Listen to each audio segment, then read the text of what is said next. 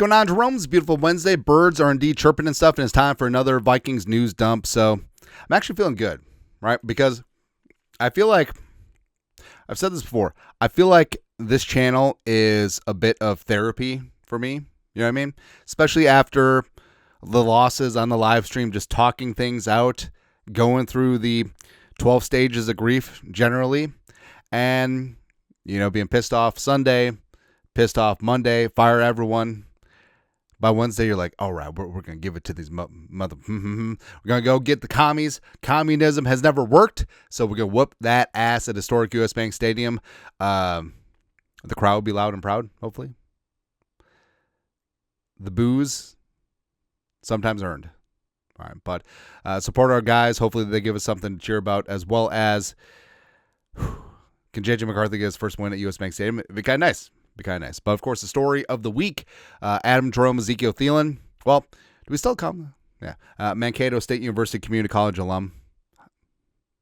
That and Chris Sims, son of Boomer Esiason, is one of my favorite inside jokes on the show because we always get comments. Well, it's not community college now. But Thielen requested his release. Got waived. Got claimed on waivers by the Pittsburgh Steelers. So Thielen finally gets to live his dream of catching passes from Aaron Rodgers. So the 42-year-old quarterback, 42 yesterday, had birth. Oh, he and Aaron Rodgers had the same birthday. It's funny. As well as a 42-year-old quarterback gets to throw to a 35-year-old wide receiver. So it's just great, right? And Rodgers this week has complained about the Steelers receivers not watching film, not doing all that work, and Thielen will do that work. But I don't know, man. Like, if you can't crack the top three receivers of one of the worst offenses in the league, I don't know. Of course, our guy Tomlin. Tomlin's one of my favorite head coaches, man. And it does seem like the last couple of years, Steelers fans have been sort of fed up with Tomlin, and they're ready to move on. And Steelers have had three head coaches in their history: Chuck Noll, Bill Cowher, and Tomlin. That's it. But they could make a change at head coach where Tomlin's still a leader of men. I still believe in his brand. Yeah, and a fresh start might be good for both of them, right? Because Tomlin would be unemployed for about 2 seconds, right? But Seth Rohrabaugh had probably one of the greatest tweets of the year. Mike Tomlin will say something like, we can't eat soup with forks. We need spoons. And then the Steelers will sign a 2018 Pro Bowler to the practice squad. Close. Pretty damn close. Thielen was a 2018 Pro Bowler, and not to the practice squad, but they claimed him on the 53. And the Vikings do save around $880K in salary cap since he was claimed, as opposed to going through waivers and then signed to the practice squad. And for that, we thank you.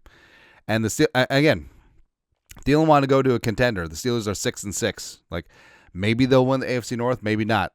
Nothing about this team. Yes, I know that they beat the Vikings on a fluke, but nothing about this team just screams, hey, playoffs, or a true contender, but it's all right. Something that also is all right, personalized videos for the holidays.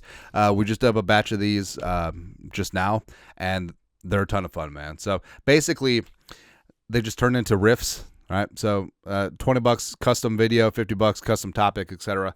Talk on the phone, all that stuff. $50K for one of my kidneys. AB negative is the blood type. ZJ, if you got to ask, can't afford it. 48-hour delivery guarantee. Perfect for the holidays. Perfect for birthdays. Not going to lie. You're going to get your money's worth, right? There's not going to be the typical, well, certainly not a celebrity, but you ever seen like celebrity ads like, hey, for $5,000, John Bon Jovi will say happy bar mitzvah or something like that. Nah. It'll get worth it. Email producer Allie, ftw@gmail.com. So with Thielen, of course, Thielen's wife. Now, we have a hard and fast rule on the show where families are non-combatants, right? So never talk about wives, never talk about kids, never talk about parents, unless like the wives or the parents insert themselves into the narrative, then, you talk about them. But so Thielen's wife, last time you'll remember, like things that end up great. Things were said, emotions ran high, whatever. Vikes fan page, Adam Thielen's wife, Caitlin, said his decision to ask for a release was driven more by his desire to playing on the field than by chasing wins. Well, he's not going to get many in Pittsburgh, as this will be his last season in the NFL. It's not even about wins and losses. It's about Adam wanting to compete, wanting to play. This is his last season. I know him as a competitor. He wants to compete. He wants to play, wants to prove. He's always been proving people, proving to himself. Now, on one hand, love a spouse supporting the other no matter what. Right? Ride or die. Beautiful to see. On the other hand, hey, man, again, this is one of the worst offenses in the league. Can't be better than wide receiver 4. You've had 3 drops. Literally lead the league in drop percentage, 23.7% of targets. I don't know, man. I don't know. Either way, I always love and respect Adam Thielen, but it hasn't ended well twice. So, is what it is. But also, go out and get your onion rings with the Steelers. Yeah. Also, so this is interesting. So, Darren Doogie Wolfson, Vikes fan page again. Vikings wanted to go the conservative route with Jalen Nailor's hand injury leading up to Week 1, which may have led to the trade for Adam Thielen per Darren Doogie Wolfson. So, on top of Addison being suspended the first 3 games, remember, Jalen Nailor, in the midst of training camp, had a hand injury, right? And you're thinking, okay, this could cost him some time. Will he be ready for the start of the season? And frankly, Nailor's played great. Don't want to jinx it. Nailor had drop issues previous years. He has 0 goose egg and also drops. I just cursed him, but also who cares at this point? But that's one of the things that possibly precipitated the trade of Thielen, right? And again, it wasn't a 4th and 5th round pick; it was pick swaps. But and Nailor, so Nailor toughed it out. Nailor went on to get a second opinion on his injury. So in-house medical diagnosis no good. Nailor got a second opinion, got a procedure for a quick fix, and has played in every game this season. Also has 0 drops with said hands. If the Vikings doctors had diagnosed the situation properly, do they even make the trade for Adam Thielen? And with all the injuries this season, of course there's going to be injuries and attrition, but it seems like every single week someone's getting hurt, right? And you wonder, is it training methods? Is it dietary? Is it the medical staff? Is it strength and conditioning? There needs to be an audit and overhaul of everything in this whole process, because yes, some years you're going to have more injuries, but the frequency and just also the re-aggravation of certain injuries, like, you have to wonder. You have to wonder what's up. Yeah. Also, Minnesota Vikings making some rooster moves. The Vikings have released quarterback Desmond Ridder from the practice squad. Now, Kevin O'Connell did say that Ridder was basically just a stand-in on the scout team, but also it's a sign that J.J. McCarthy going to clear concussion protocol, be the starter this week. Vikings will have McCarthy, the Bro Show, and Jumpin' John Wolford on the practice squad as the quarterbacks going forward. So Ridder, it's weird. I actually really like Desmond Ridder coming out of Cincinnati. I'm sure that there's videos, back on our channel. You talk about Desmond Ridder. He's mature. Can distribute the football. Hasn't worked out. Yeah. Also, so Flores, fed the media jackals on Wednesday, and the Vikings are in an interesting spot where the defense is playing like a top 10 unit. Defense is playing phenomenal. Even without said turnovers, they're, by most metrics, they're pretty damn good. Offense has looked historically bad for the franchise, and last couple weeks has looked like one of the worst offenses in NFL history. It's been tough. But you've seen a lot of teams break down, and there's a lot of finger pointing. The defense versus the offense versus the defense, a lot of finger pointing. All right, and Mike Max straight up asked Flores, how can you not point fingers when it's a shutout? Talk about Seattle 26-0, where the defense did their damn job. Right, and eventually the Seahawks got a cheap touchdown late, mainly because defense is tired and defense is losing field position, etc. Flores, I won't allow it, and it's not in our character. It's basically what it comes down to. This is a true leader of men, man. Flores deserves to be a head coach, and I think that he will get another job at this hiring cycle, because I think there's going to be a lot of coaches that are fired. Right, there's always a couple surprises. I do think that Kevin O'Connell has earned the right for another season. We'll get to that in a sec. Also, like we mentioned, it was Aaron Jones' birthday yesterday. So he has the same birth date as Aaron Rodgers. It's kind of funny. But Jones, when he's been healthy, it's big if and when, has been the lead back for the Vikings. He's shown a little bit of juice. Maybe slow down a little bit, certainly, but still is one of the best pass blocking running backs in the game. Still is a great receiver as well. He is under contract for 2026. but he did just turn 31. Now, that's ancient for an NFL running back, but I don't know. Like, I wouldn't mind having Jones back. Ideally, maybe a little bit of a pay cut in there, as well as there needs to be other viable options that Kevin O'Connell will actually use in the backfield. Like Jordan Mason seems like an afterthought at this point, even though he's been really damn solid.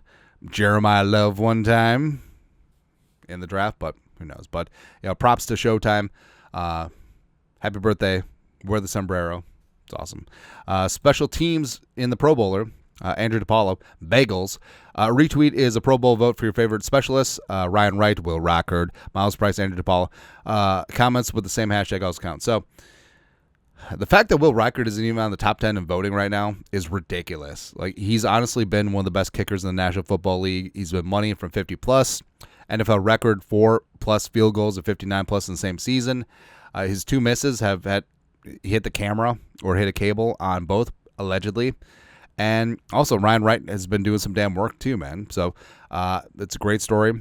DePaulo's been an all-pro long snapper. Miles Price, despite the bad moments, has been a great returnman. So, yes, a specialist definitely need some love, especially Will the Thrill, man. It's kind of crazy. But also, it's insanely depressing that the best players on our team are the specialists right now. Yeah. Also, so Wes Phillips fed the media jackals on Wednesday, talk about the offense, and I know the West gets a lot of poop since he's the rubber stamp as the OC, but he's still very involved in the offense and deserves credit when it's good and deserves a lot of blame when it's bad, and the offense has been bad the last 2 weeks. McCarthy, you could say he's regressed a little bit, and despite some high moments, especially in the Lions game, but Bros Show, you really can't blame Bros Show for what happened in Seattle. Great defense. On the road, first career NFL start, played like a UDFA quarterback, is what it is, right? And Wes Phillips talked about this. The answer is to find solutions, to stay positive, and to give them some of the answers and solutions so they understand that we're trying to find ways to put them in positions to succeed. So, Wes sort of took a page from the Kevin O'Connell word salad, but he's absolutely right. And the fact that even though the Vikings are essentially eliminated from playoff contention, there's a lot of positives that can be taken away from this offense the last 5 games, right? Even though, like we said, what are they supposed to do? Just take a knee? Last 5 games? No. A lot of great learning opportunities coming on up. J.J. McCarthy, hopefully he can look good and prove a little something and put his hat in the ring for 2026, as well as can they efficiently get Jefferson going? Because, hey, Jefferson has a couple big-time games down the stretch that will definitely dampen some of the trade rumors that's going on there. Can the Vikings efficiently run the ball? Can the Vikings get explosives going? Can they get something from McCarthy that makes you think, okay, we're comfortable with him as the leader in 2026? So there's a lot to work on, and the Vikings do have some runway to be able to get something done and go from there. Also, love that Kevin O'Connell's basically become a walking meme this year. So hat model, no logos. We don't deserve logos at 4 and 8, but O'Connell was on his podcast with PA on the mic. But this is pretty standard mood for Kevin O'Connell this year. Just got to frown, hold on to the football very loosely. It's going to get punched out, peanut style, with the blue iPad. I feel sort of bad for Microsoft Surface because everyone just calls them iPads anyways, but yeah. And Kevin O'Connell. So we talked about where it's very easy to be upset with Kevin O'Connell. Fully understand that. And yes, black and white stats wise, he is the winningest coach in team history so far. Yes, small sample size, 4 seasons coming on up versus Bud Grant's 17. Fully get it. And lack of playoff success is there. A couple down years alternated by some big time win seasons. Yes, but the lack of sticking to the run, the lack of development at quarterback this year, a lot of things going on. But again, I feel like he is a solid leader. I feel like the culture is good here with the Vikings, especially when they're winning. Obviously when they're winning. And it's going to take some time with McCarthy with quarterback TBD. I still feel like Kevin O'Connell is the guy. And times are very tough right now, and I know a lot of people are upset. We've said some things that being upset about Kevin O'Connell as well. We've even suggested possibly replacing him, but he deserves at least one more year, right? Probably longer than that. Try and see this thing out. And we said it's a 3-year Super Bowl window with J.J. McCarthy. You're in year 1, right?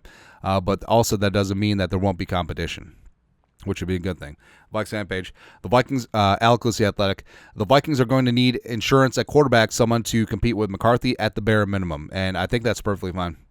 And there's always been speculation of trading for Mac Jones. Kyler Murray probably going to be cut by the Cardinals. Could he be the next veteran reclamation project by Kevin O'Connell? There will be options. And also, a lot of quarterbacks will probably be jonesing to play for Kevin O'Connell. Probably be jonesing to play in the Viking system. Probably jonesing to play with Justin friggin' Jefferson. So there will be no shortage of quarterbacks, especially when they see that J.J. McCarthy doesn't have as firm of a grip on this job as he did potentially last offseason. I think that there will be a significant demand in the Vikings from free agents as well as even draft quarterbacks. But we'll see how that all shakes out. All right, and also with JJ, I know it's been very easy to poop on JJ, and it's very startling when you start seeing the Jamarcus Russell stuff. And after the Lions game, it's great, but you kind of wish you go back and be like, JJ, don't make up a nickname. JJ. Don't create an alter ego. JJ. Yeah. But I'll say this. I still believe in JJ McCarthy. I feel like he has enough of tenacity and work ethic where first time really, really facing adversity on the field. Last year injury, yes, but on the field, this is the first time that he's been terrible. Going back to high school, going back to college. I feel like he'll put in the work. I feel like he's got all the talent in the world. I feel like a full off season, again, after you have some data, after you know specifically what you need to work on, no one's going to work harder, right? And if it doesn't work out, it doesn't work out. But even though I believe in McCarthy, yes, they should bring in quarterback competition, whether free agency, trade, or the draft, right? But if and when J.J. McCarthy succeeds, which I still think that he can, the cheers better be as loud as the boos. And also, your boos mean nothing to me. I've seen what makes you people cheer. But anyways. Also, we're going to try our best not to call him 9, except for sarcastically until he wins the Super Bowl. That's it. Anyways, beautiful Wednesday. The Vikings will be back at practice day. First injury report ahead of the Commie game. Kevin O'Connell will meet the media. McCarthy will probably meet with the media as well. So keep your head up. We only have so many weeks. We only have so many seasons in our life. But you guys are the best you know what to do. Skull production value.